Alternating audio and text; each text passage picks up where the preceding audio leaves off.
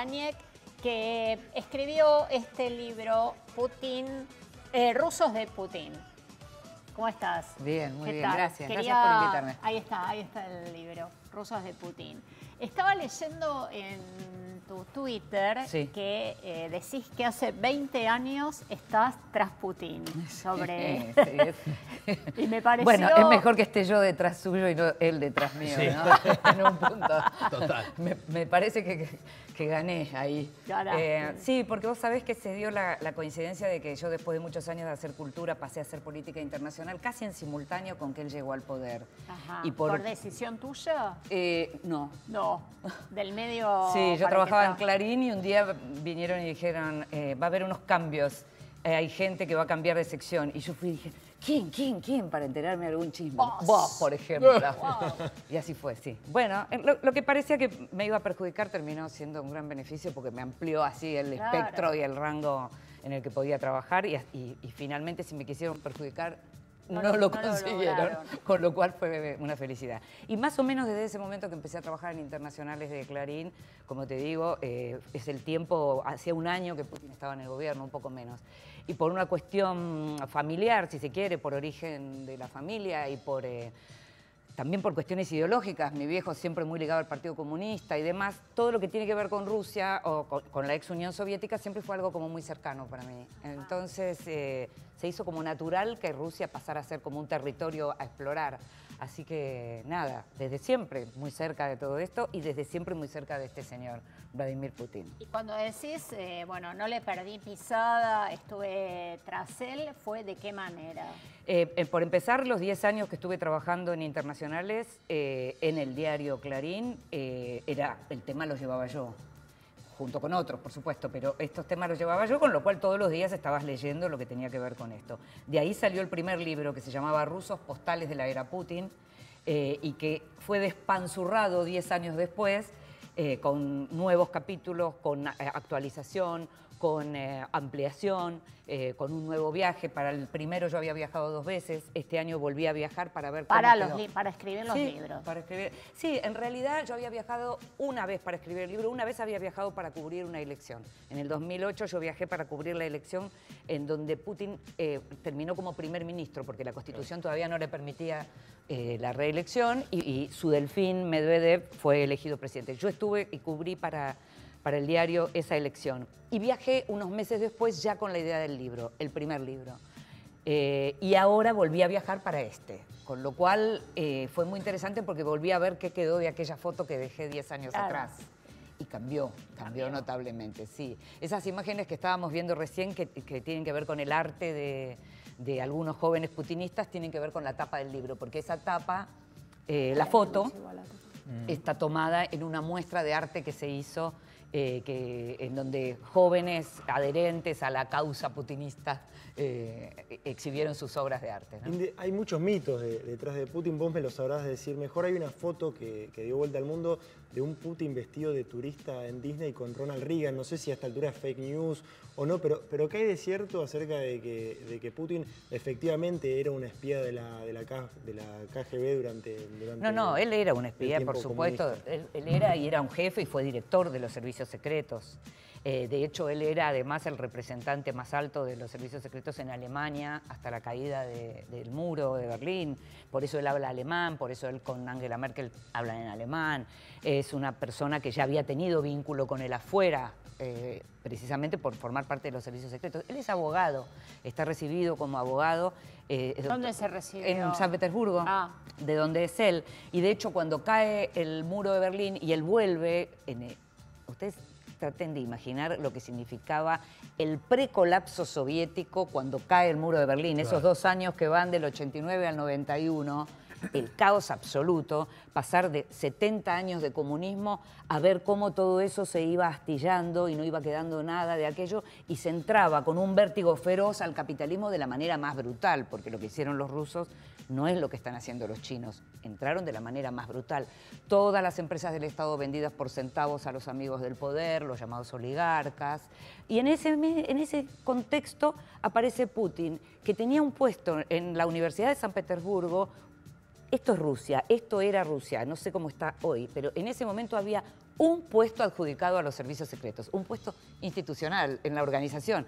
Esto, así como esto va para el sindicato tal, esto va para los servicios secretos. Bueno, él tenía ese lugar y después pasó a trabajar con el alcalde de San Petersburgo como responsable de las relaciones internacionales, lo cual lo puso en contacto con el afuera y lo puso en contacto con la economía de una manera muy significativa. ¿Cómo llega él a estar cerca de Boris Yeltsin? Es lo que nadie sabe. ¿Cómo salta él de San Petersburgo y de los servicios secretos a ser el primer ministro de Boris Yeltsin y el heredero que deja Yeltsin cuando el 31 de diciembre del 99 renuncia a la presidencia y él queda como presidente? ¿Y no pudiste armar ese...? Es que no lo pudo armar nadie, en realidad, claro, porque hay como distintas ideas que uno dice que él fue cubriendo pacientemente, digamos, los pasos políticos hasta llegar. Alguien habrá dicho, este hombre no parece, pero es brillante, ¿no? Eso te iba a preguntar, ¿es una mente brillante? Y sí.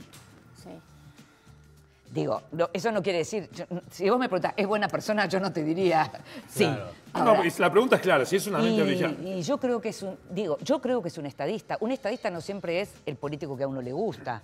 Es como cuando uno dice carisma de un político. Donald Trump es un hombre carismático. Claro. No tiene el carisma que a mí me interesa. Claro. Jair Bolsonaro.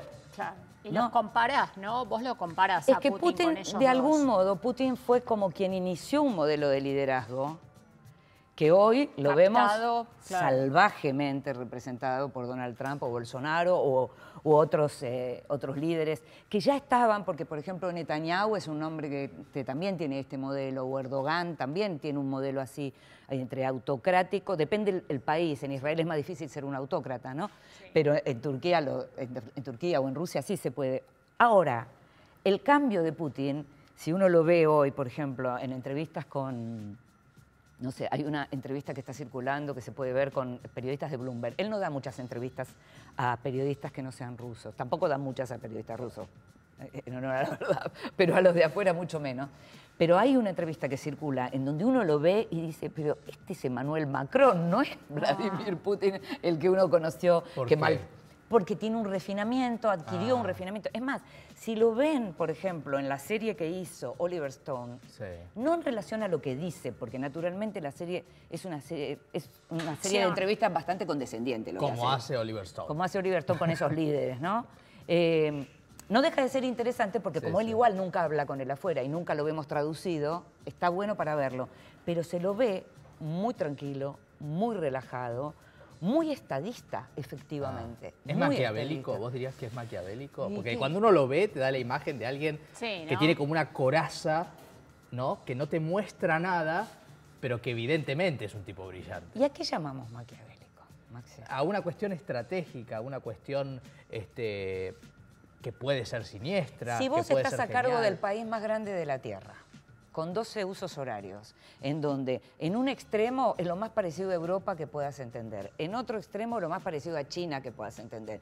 En Siberia no sabemos, porque es lo más parecido a estar en el cielo, que no tenemos idea, tenemos muy pocos contactos con gente que... Digo, para mantener todo eso unido, maquiavélico tenés que ser. ¿Cómo contenés todo eso? Los líderes que estuvieron mucho tiempo conteniendo naciones muy diversas internamente, como Tito en la ex Yugoslavia, como el propio Saddam Hussein en Irak, que tenías todos esos...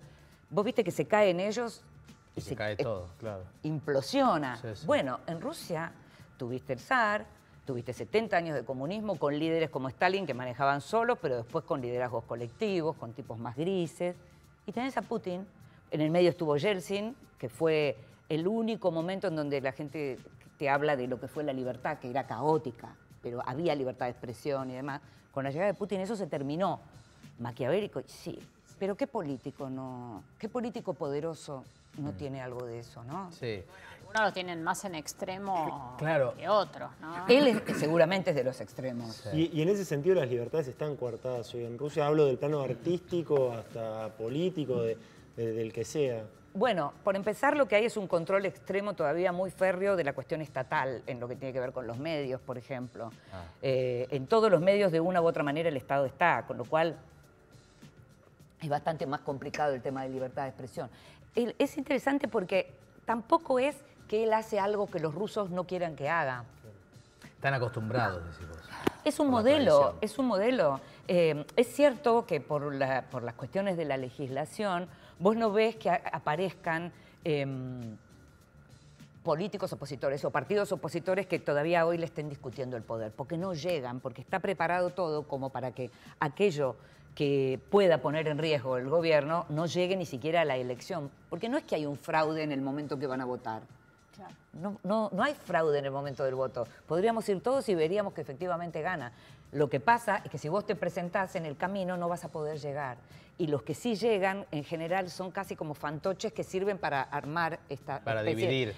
No, y para armar este escenario democrático. Claro, estamos en democracia, hay 3 listas. Bueno, entonces en las últimas elecciones municipales, la oposición que no logra llegar a esas listas, lo que hizo fue una estrategia muy piola de ver, bueno, a ver, ¿quién puede llegar a ganar en esta ciudad, por ejemplo? El Partido Comunista es uno de los que está. Bueno, votemos todos al Partido Comunista. Y ganaron, y fue así, y entonces el oficialismo perdió en varios lugares. ¿Qué van a hacer para la próxima? No lo sé. Pero digo, son estrategias que a nosotros nos resultan de pronto, ¿no?, como lejanas, que no las vemos. Hay otras que no son tan lejanas. Inde, respecto a Putin y la Argentina, ¿no?, que es algo que seguramente vos habrás analizado en detalle, él tenía una particular relación con Cristina Kirchner que uno lo veía como una especie de enamoramiento, por lo menos visualmente se lo veía así. ¿Cómo ha sido esa relación? ¿Cómo ha sido con Macri? Digo, porque evidentemente hay que tener una buena relación con un país tan poderoso, ¿no? A ver, en general hay como una idea de que Putin es como la continuidad de la Unión Soviética y la continuidad de la izquierda que uno conoció en la época de la Unión Soviética. Putin no es un hombre de izquierda. Putin es un pragmático, es un hombre que completamente compenetrado con el capitalismo, con un capitalismo particular que es el capitalismo de amigos, digamos. O sea, si vos cumplís mis leyes, vas a hacer negocios. Si te vas a meter en política, por ejemplo, además de querer hacer negocios, ahí ya vas a estar en problemas. No. Ni vas a hacer política, ni vas a hacer negocios, ¿no? En el caso de Argentina, es interesante, y en el libro yo lo comento, porque Néstor Kirchner le daba 0 bola a Putin. No le interesaba nada, ni Putin, ni Rusia, no le parecía relevante, lo dejó esperando una vez en un aeropuerto 2 horas. Venían los rusos en esa época y pateaban los pasillos de Casa Rosada esperando que alguien los atendiera. No los atendía. Cuando llega Cristina Kirchner, que es un tiempo distinto también en América Latina, ahí la cosa cambia. Y entonces yo no diría que hubo un enamoramiento de ambos. Yo diría que en principio hubo un enamoramiento de Cristina con el modelo ruso, sobre todo siguiendo también los pasos de Hugo Chávez, en donde estaban, por ejemplo, Chávez llegó a hacer discursos en la Plaza Roja hablando del comunismo, los rusos se miraban, porque sí, es la misma Plaza Roja, pero no tiene nada que ver con el comunismo, como uno lo recuerda, ¿no? O sea, la verdad que no. Pero sin embargo, bueno, todo lo que sea para hacer negocios, está todo bien. Con Cristina sí se armó un muy buen vínculo, Cristina de algún modo reparó aquella falta original de Néstor Kirchner, y los rusos básicamente quieren hacer negocios en América Latina. Tanto es así que en el medio de la crisis de Bolivia fue uno de los primeros países en reconocer a la nueva provisoria, no sé cómo llamar, presidenta de Bolivia. Sí. ¿La reconoció? Sí, sí. Muchos se sorprendieron, muchos miraron para otro lado, pero es así. Se preocuparon. Los negocios son negocios. ¿Y sabés qué? Si hubiera salido bien el tema Guaidó, o si saliera bien el tema Guaidó también, enseguida estarían reconociendo el gobierno con quién hacer negocios. Bueno, y hoy un político argentino, ¿no?, jefe de gabinete, recomienda tu libro en Twitter, Santiago Cafiero. Entré al despacho de Santiago Cafiero. Bueno, esto lo pone Santi Fiorini, periodista, ¿no? En la Casa Rosada, y atención, me topé con Rusos de Putin, el libro de la gran Indelibra. Sí, y al día siguiente además salió una entrevista que le hicieron en Clarín y le preguntaron... Y lo recomienda. Sí, hermosa, una gran prensa para mí. Gran prensa. Sí, porque por otra parte es politólogo Santiago Cafiero, con lo cual entiende. Es interesante, ¿no? Es interesante que lo elija como lectura, está bueno. ¿Se vendió más desde ese momento? Todavía no me lo comunicaron. En general es una semana, ¿no?, hasta que salen los movimientos. Y los números además, en realidad, nunca los números de la prensa son necesariamente los números de las ventas. Hay libros y hay montones de libros que venden un montón y nosotros ni nos enteramos, chicos. Claro. Y no tenemos idea de qué se vende mucho, qué no se vende mucho.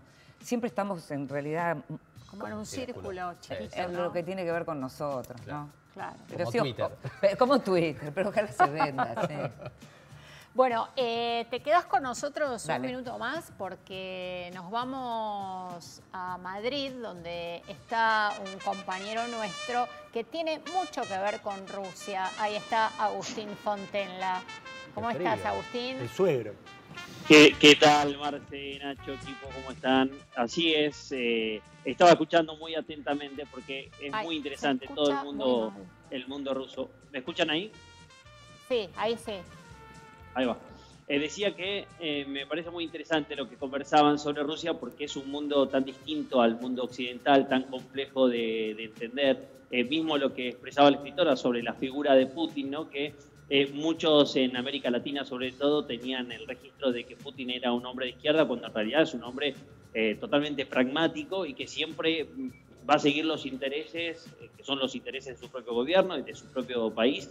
Y en ese sentido le va a importar poco si el presidente de un país es de izquierda o es derecha, siempre y cuando esté en línea con los intereses rusos. Pero también es cierto que como durante años, bueno, a la Guerra Fría me refiero, los últimos años también, Rusia siempre se ha opuesto, casi siempre se ha opuesto a la visión de Estados Unidos, y los grupos de izquierda, los partidos políticos de izquierda generalmente tienen esa visión opuesta a Estados Unidos, también encuentran en Rusia un compañero de ruta. Yo me acuerdo de una expresión de Sergei Lavrov, que es el canciller ruso ya hace muchos años, que siempre hablaba del doble rasero de Occidente, del doble estándar de los Estados Unidos y de Europa, y esa es una visión que de hecho en algún momento Cristina Kirchner, cuando era presidenta, lo recogió.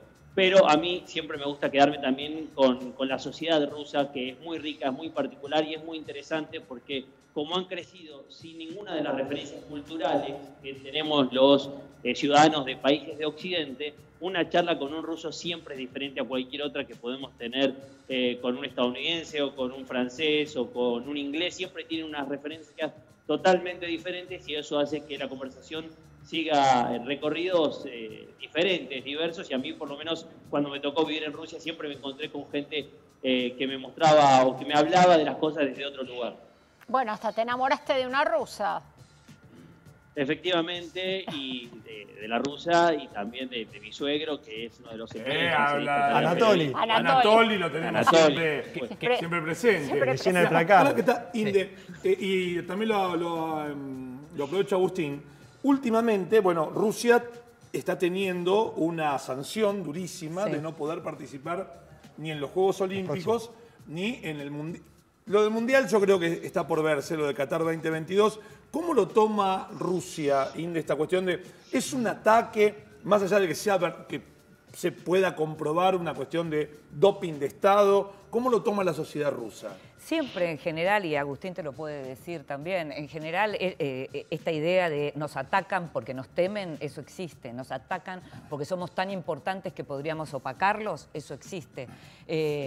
¿Cuánto hay de cierto en eso? Digamos, bueno, el mundo del deporte a mí se me escapa, pero es cierto que hay una cuestión que tiene que ver con el orgullo ruso, en donde la figura de Putin, que es quien los volvió a poner en un lugar en donde siempre los rusos creen que deben estar, eso existe en este momento con el tema de las sanciones, volviendo a lo de América Latina.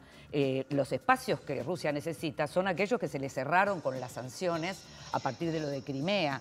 Hay como distintas cuestiones que van ocurriendo y en donde, por un lado, crece el apoyo interno y fuera de Rusia lo que crecen son las sanciones, como el tema del doping o como el tema de lo que fue la anexión de Crimea, que para ellos es la recuperación de Crimea. Entonces, uno lo va viendo siempre en función de lo que eso significa.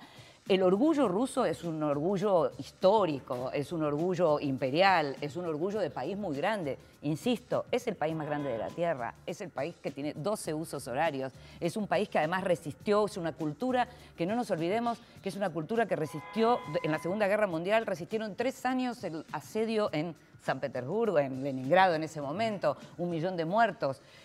Recordemos además que más allá de que nos queda Estados Unidos como salvador, recordemos que fueron los rusos los que vencieron a los nazis. O sea, hay cosas en donde efectivamente la humanidad tiene para agradecerles. Montones de críticas, sí, también. Sí, en los 80 Sting le hizo la canción Los rusos también aman a los niños, exactamente, un tema precioso. Sí. Perdón, Agustín, que te dejé colgado. Cuando Sting hizo esa canción, los rusos dijeron, pero no hace falta que vos vengas desde tu corona británica decir que nosotros vamos a los chicos? No estoy tan segura, habría que revisar eso, pero no estoy tan segura. Pensá que la relación que ellos tuvieron con algunos músicos, Elton John estuvo en el 79, por ejemplo, en Rusia. Pensá en los Beatles, ¿no? Sí, claro. De regreso a la Unión Soviética. Claro. Paul McCartney estuvo con Putin incluso un par de veces. Pero digo, la relación con la música pasa por otro lado. Y lo más interesante es lo que pasa con los más chicos, que Agustín hablaba de los grandes que tuvieron otra experiencia y qué interesante es hablar con ellos porque vivieron vidas paralelas con nosotros viendo otro mundo. Pero los más jóvenes no. Los que tienen hoy 20 años nacieron con Vladimir Putin y posiblemente son los que se lo lleven puesto, diríamos nosotros. ¿No? Porque no tienen no son homosoviéticos, no tienen el recuerdo de lo anterior. Y posiblemente, simplemente por una cuestión de filosofía humana, llega un momento en donde dicen, queremos otra cosa. ¿No? Interesantísimo, todo lo que cuenta Inde en Rusos de Putin. Acá está el libro, recomendadísimo. Muchísimas gracias. Gracias Inde, a ustedes, muchas gracias. gracias. Lo mismo. Muchas gracias. ¿Cuántos kilos